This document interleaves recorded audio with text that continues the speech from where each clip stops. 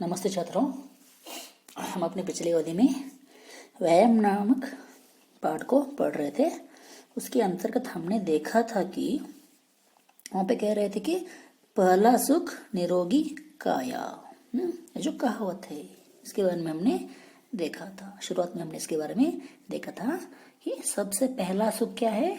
मानव का सबसे पहला सुख है उसकी निरोगी काया। उसकी जो काया है वह निरोगी होनी चाहिए। उसके काया पे रोग नहीं होनी चाहिए, उसका शरीर स्वस्थ होना चाहिए। ठीक है, भाई पहला जो सुख है वह निरोगी काया।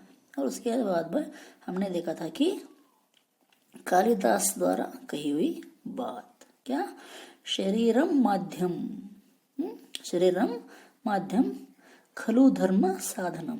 इसका अर्थ था संसार में कर्तव्य पालन के लिए पहला साधन शरीर ही है। हमारे कर्तव्य को पालन करने के लिए सबसे पहला साधन कौन सा है? शरीर है। यहाँ तक हमने अपने पिछले अवधि में देखा था। ठीक है, आज उसी को हम आगे बढ़ाएंगे। क्या कह रहे हैं? अपने शरीर को हम एक मशीन, क्या करना चाहिए हमें? उस शरीर को, अपने शरीर को मशीन मशीन मान सकते हैं। हम अपने शरीर को मशीन मान सकते हैं। हमारा जो शरीर है उसको हम क्या मान सकते हैं? मशीन। हमारे शरीर को हम मशीन मान सकते हैं। आप जानते हैं कि, आप यानी कि हम जानते हैं कि केवल मशीन के होने से ही कोई काम नहीं हो जाता है। सिर्फ मशीन के होने से, शरीर होने से, मशीन यानी कि शरीर, यहाँ पे मशीन, शरीर को ही मशीन कहा जा रहा है। सिर्फ मशीन के होने से ही कोई काम नहीं हो जाता है, कोई भी काम नहीं हो सकता। यह आवश्यक है कि वह मशीन अच्छी हालत में हो। क्या आवश्यक है? वह जो मशीन है यानी कि हमारा जो शरीर है वह अच्छी हालत में है, वह अच्छी कंडीशन में होना चाहिए। हालत, उसका कंडीशन अच्छा होना चाहिए। और हमें पता हो कि उससे कैसे काम लेना है। और हम लोगों को यह पता होना चाहिए कि उस मशीन से हमें किस तरह काम लेना चाहिए। शरीर के लिए भी यही बात कही जा सकती है।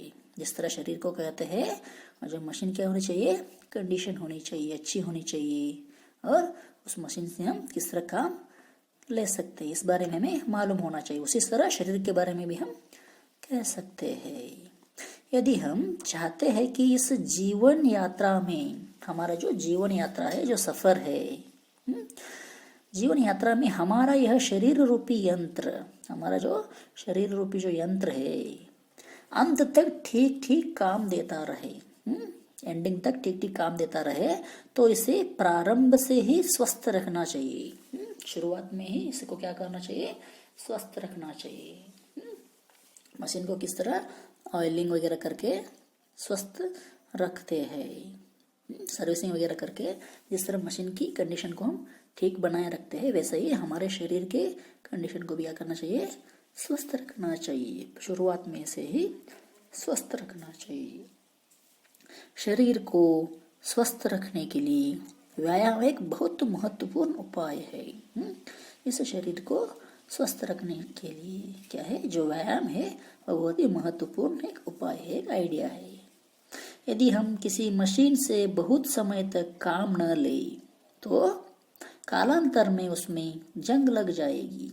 तो हमको पता है मशीन को, उस मशीन को ठीक से हम शुरू नहीं करेंगे, स्टार्ट नहीं करेंगे, उससे हम काम नहीं लेंगे तो क्या हो जाएगा? कालांतर में कुछ समय बाद वह जंग लग जाएगी, उसको जंग लग सकती है और वह उपयोगी नहीं रहेगी। जंग लगने के बाद वो मशीन जो है वह उपयोगी नहीं रहेगी हमारे लिए। मशीन से काम लेते रहने और उसकी देखभाल करते रहने से ही वह ठीक हालत में रहती है। हम उस मशीन से काम लेते रहना चाहिए और क्या करना चाहिए? उसको ठीक तरह से उस मशीन को देखभाल करना चाहिए, तभी वह मशीन एक अच्छी हालत में, एक अच्छी पोजीशन में रह सकती है। यही बात शरीर के साथ भी है। सेम एज इट इज शरीर के साथ भी यह बात लागू होती है। हमारा शरीर एक बहुत ही पेचीदा मशीन है, बहुत ही पेचीदा, कंफ्यूजेबल एक मशीन है। शरीर भी एक मशीन है। इसमें तरह तरह के चित्र विचित्र कल पुर्जे लगे हैं। इसमें चित्र विचित्र पार्ट्स है। मानव के शरीर के अंदर चित्र विचित्र पार्ट्स है। हमारा हृदय एक प्रकार का पंप है। हमारा जो हृदय है वो एक तरह का पंप, जो बिना हमारी जानकारी के हमारे खून को दिन रात सारे शरीर में प्रवाहित करता रहता है। हमको बिना बताए हम उसके बारे में जानते भी नहीं, जानकारी हमें मिलती ही नहीं है, फिर भी वह जो हृदय है वह खून को दिन रात यानी कि 24/7 हमारे शरीर में प्रवाहित करता रहता है। हर एक पार्ट्स को भेजता रहता है। जो हृदय है वह यह काम करती रहती है।